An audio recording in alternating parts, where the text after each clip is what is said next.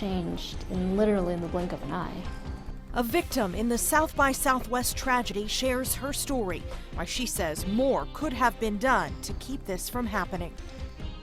Tonight, a district judge is considering whether a civil lawsuit against South by Southwest and the city of Austin will move forward with a jury trial. It has been 2.5 years since 4 people were killed and dozens more were injured when a man drove a car through a crowd at South by Southwest. At 5 and 6 o'clock, we told you about that hearing, and since then, KXAN's Brittany Glass spoke to one of the plaintiffs who was in the courtroom today and explains why she believes the festival is responsible for her injuries.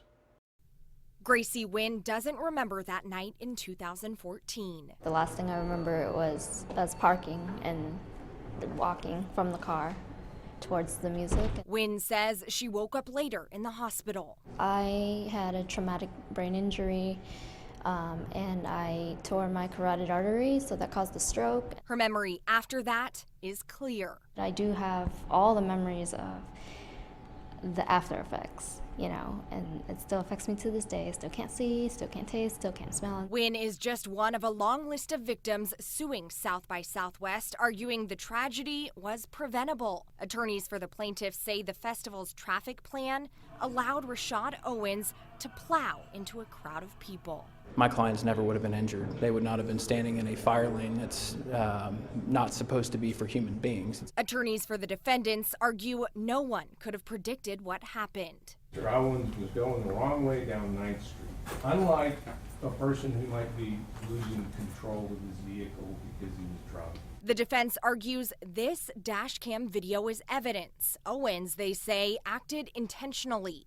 He slows and makes a deliberate right-hand turn into a barricade area. A jury last year convicted Owens of capital murder, but Wynn says she doesn't blame him. If I have anything against anyone, it's the festival because of their negligence. Brittany Glass, KXAN News. The judge will take the evidence presented today and decide whether to move forward. It is not clear when she will make that decision. Since the crash, several steps have been taken to keep people safe. That includes added security features like extra barricades on outer perimeters of the main part of the festival.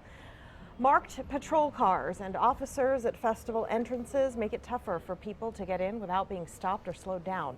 There's also a designated emergency lane set up on 6th Street to allow ambulances and other vehicles to move more quickly through the area. The city also capped the number of permits to control where the crowds and parties are located.